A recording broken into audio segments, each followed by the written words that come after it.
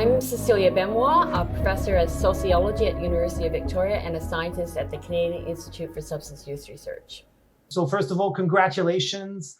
You are one of the 5 Killam Prize winners for 2020. We're honored to interview you and very excited to hear your comments.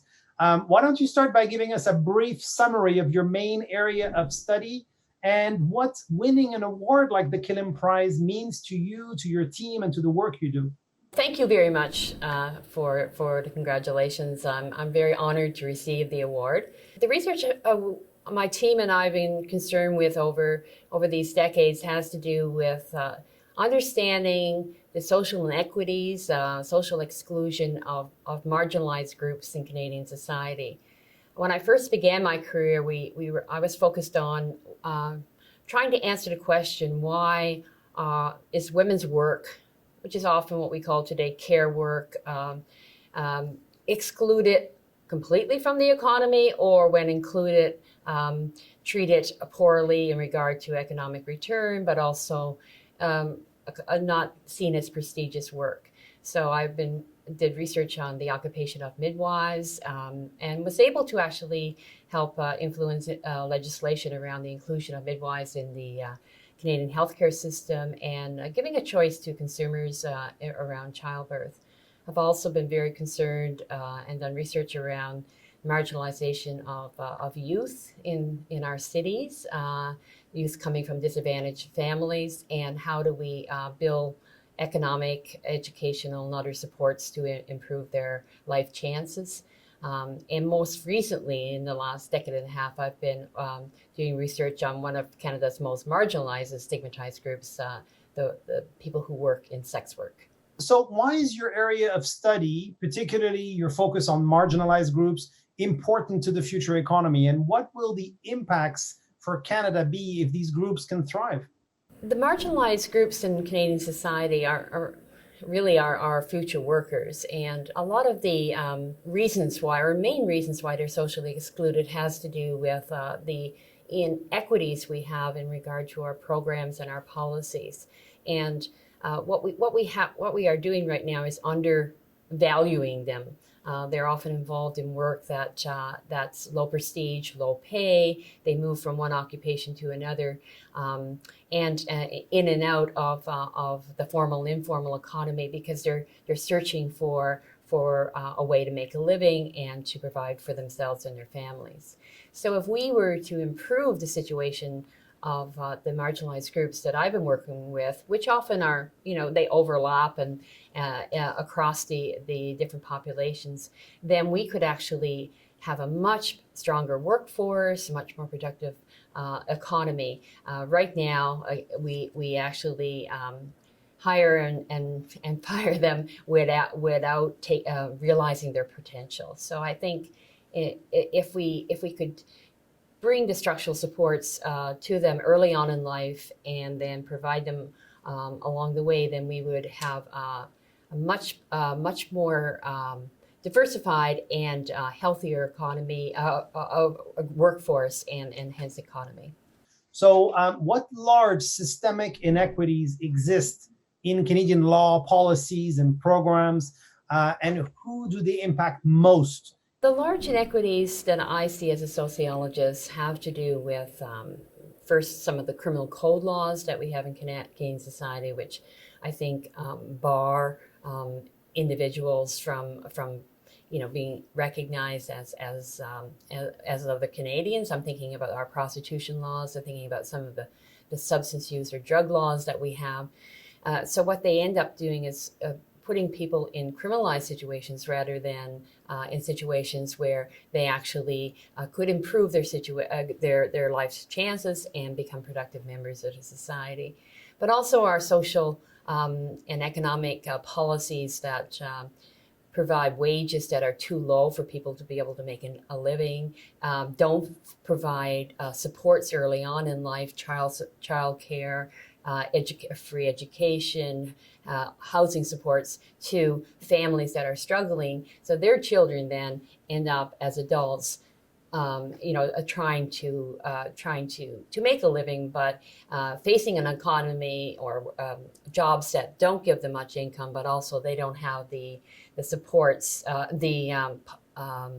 assets they would like to have or need to have in order to thrive. So I see it's a structural problem, all the way from the kind of federal level, then provincial, territorial, into our municipalities and in our communities. So I think we really do need to think about a kind of a holistic approach to changing the economy. What must be done and by who to improve the health, safety, and dignity of marginalized groups in Canada, such as Indigenous populations, at risk youth, sex workers, and others? As a researcher and as someone who tries to influence policy, I think we need to work first and foremost with the communities in which these people, which are the groups that I'm studying, live their lives. There are lots of very strong community-based organizations that have been working for decades to try and improve the situation of street-involved youth, sex workers, families who are dealing with substance use and other problems. And we need to work with them to sustain funding so that they can help the people in their communities, but also to change the policies because they know what's going on, what's on the ground. They have informed the research and they know what needs to be done in order to change the situation over the long term for the individuals within their agencies are helping. So I see that as it's really a bottom-up approach rather than a top-down approach.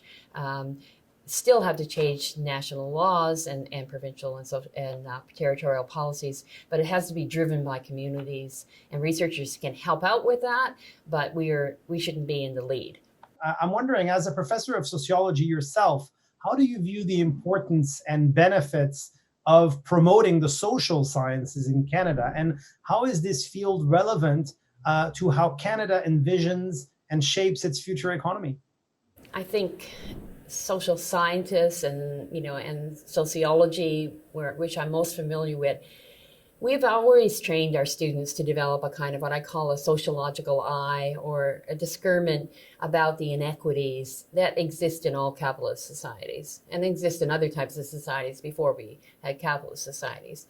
That to understand has a way of seeing the world that some people are considered more equal than others. Some people are discriminated against, not because of their genetic makeup or anything. It has to do with how power is distributed in society.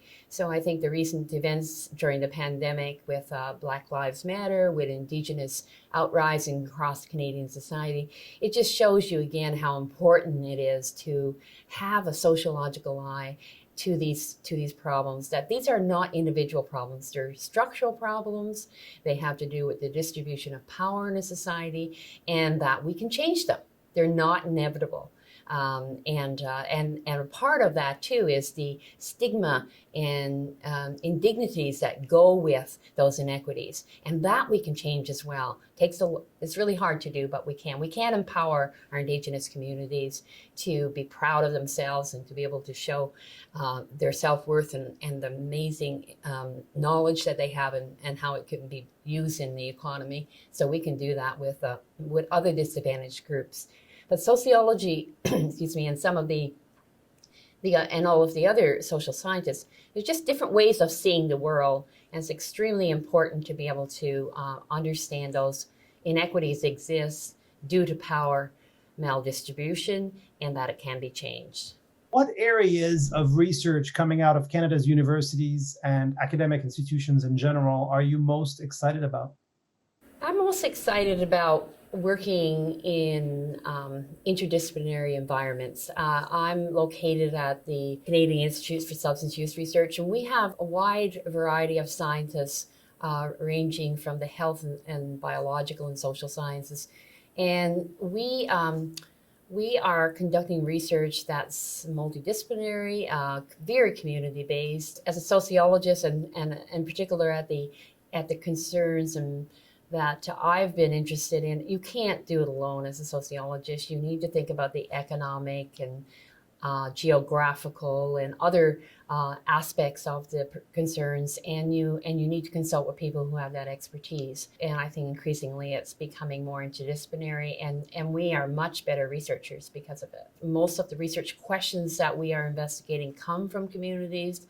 They're relevant, they need an addressing urgently, and then we put our minds together and work with our students and the community leaders to think about, okay, how can we approach, how can we get the best empirical evidence, and then thinking about the policy implications for that. And most of the time there are no list of individuals to interview. Many of the populations we interview are hidden or hard to reach, so we have to come up with very innovative ways of reaching them and gaining their confidence. If you had 30 seconds to pitch a person or a group across Canada with the power to strengthen and improve Canada's excellence in research, who would you choose to pitch, and what would you say in 30 seconds or less? I would pitch it to the Prime Minister, and I would ask for long-term, substantially higher funding to our tri-councils, that's SSHRC, CIHR, and NSERC, so that we can fund the top research proposals that get sent their way, evaluated by scientists like myself, and most of them get turned down. So we end up funding between 8 and 15% of proposals from our young scholars and even our people who have been in the field for a long time. And that's a waste of human potential, and we could be doing much better research, have answers to questions much quicker, and have a greater influence internationally if there was a continuous long-term substantial funding to the agencies that the government has appointed to lead the way in regard to research. Any final thoughts, Cecilia, as you reflect on your career, on this prize and other prizes that you've received? Anything else you'd like to share with us? My final thought is that I am still amazed that I've received it because, as you can tell by the research I've been doing, it's not necessarily seen as star research or research that fits the Nobel Prize area. And in fact, sociologists tend not to be seen in that limelight. So it's really a wonderful feeling to be able to